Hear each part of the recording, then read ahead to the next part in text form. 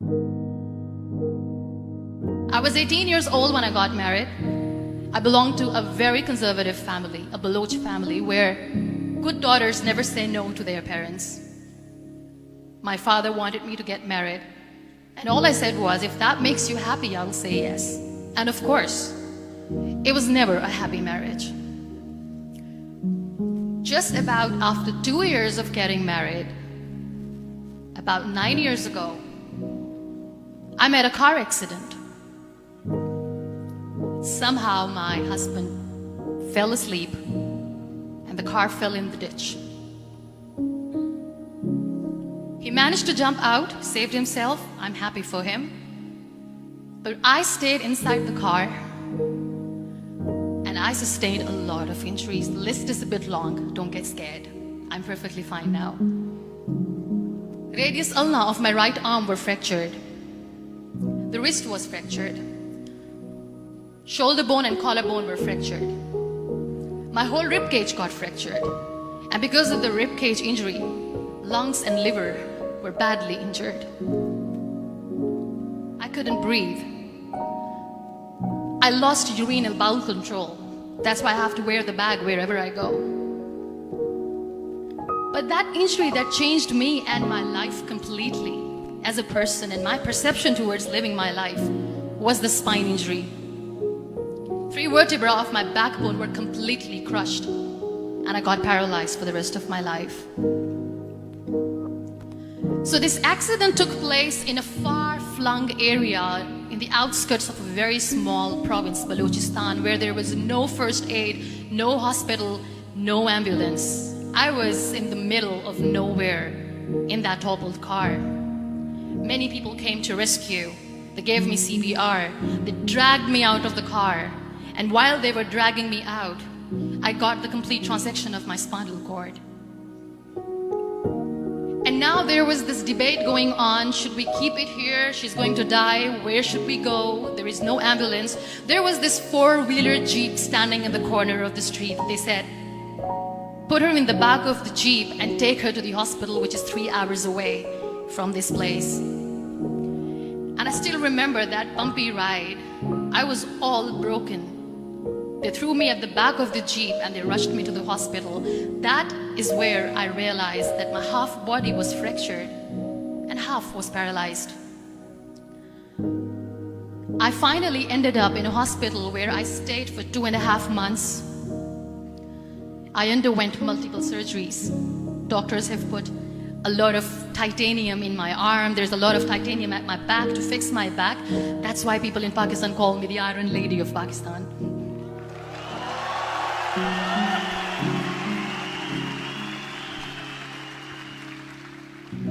Sometimes I wonder how easy it is for me to describe all this all over again. And somebody has rightly said that when you share your story and it doesn't make you cry, that means you have healed.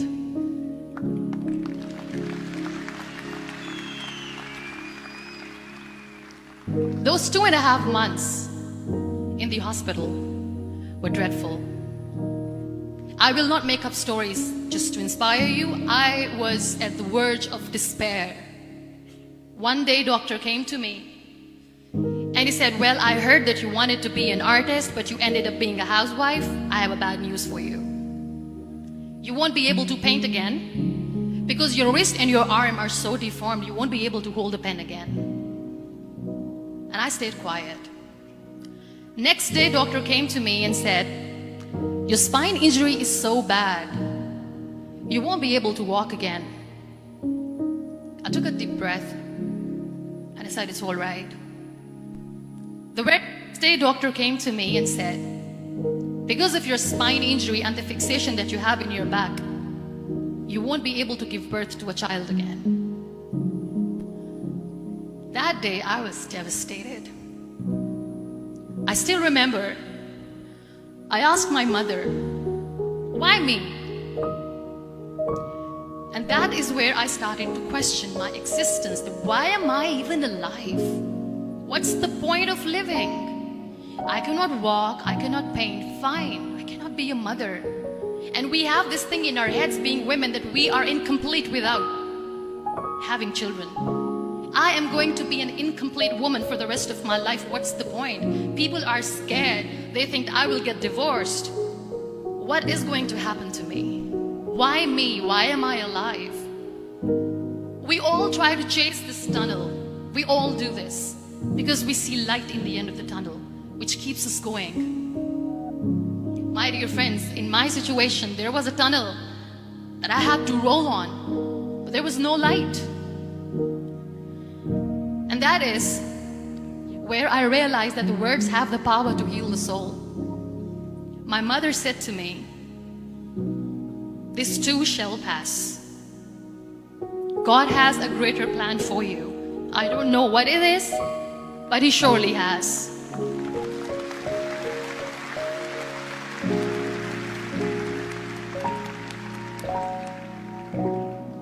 And in all that distress and grief, somehow or the other, those words were so magical that they kept me going.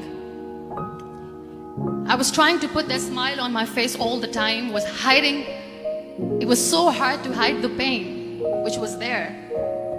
But all I knew was that if I will give up, my mother and my brothers will give up too. I cannot see them crying with me. So what kept me going was, one day I asked my brothers, I know I have a deformed hand, but I'm tired of looking at these white walls in the hospital and wearing these white scrubs. I'm getting tired of this. I want to add more colors to my life. I want to do something. Bring me some colors. Bring me some small canvas. I want to paint. So the very first painting I made was on my deathbed, where I painted for the very first time. It was not just an art piece or just my passion. It was my therapy.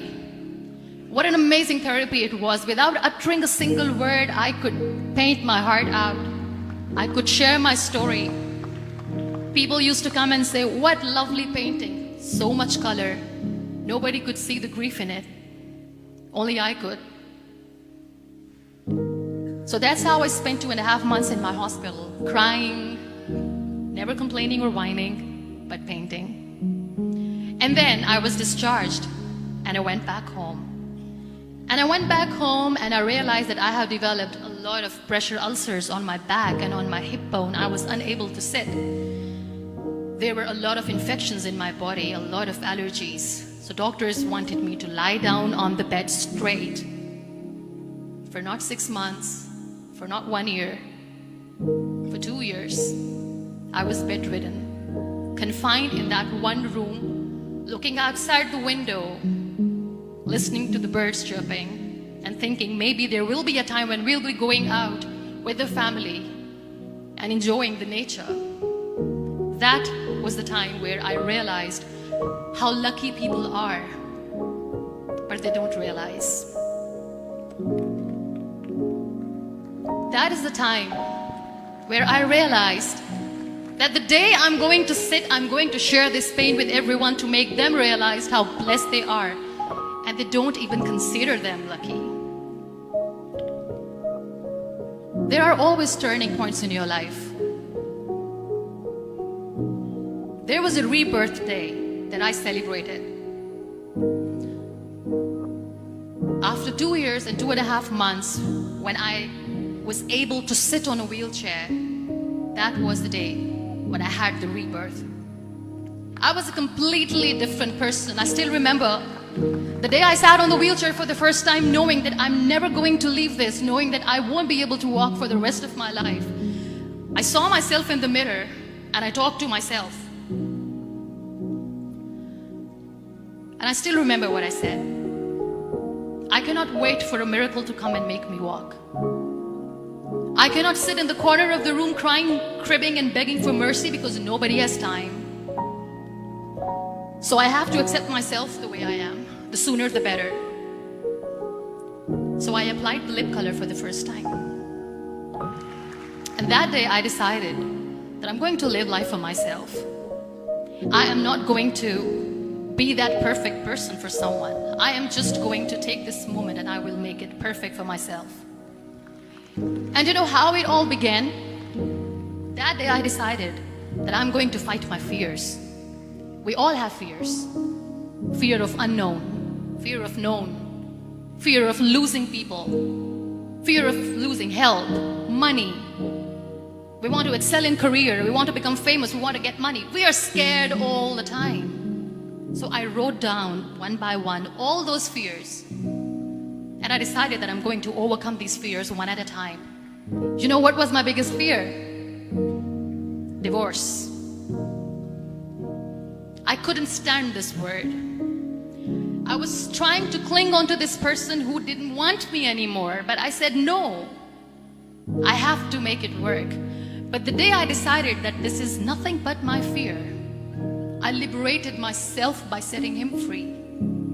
And I made myself emotionally so strong that the day I got the news that he's getting married, I sent him a text that I'm so happy for you and I wish you all the best.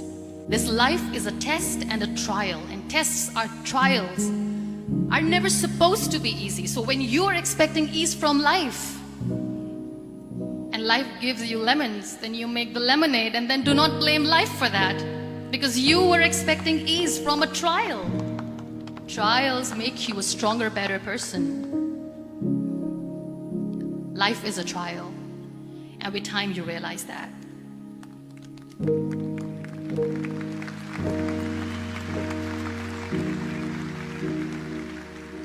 It is okay to be scared.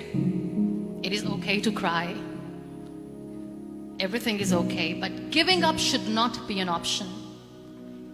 They always say that failure is not an option.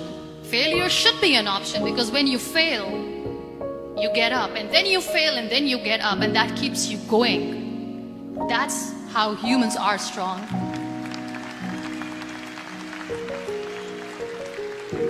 Failure is an option, should be an option, but giving up is not.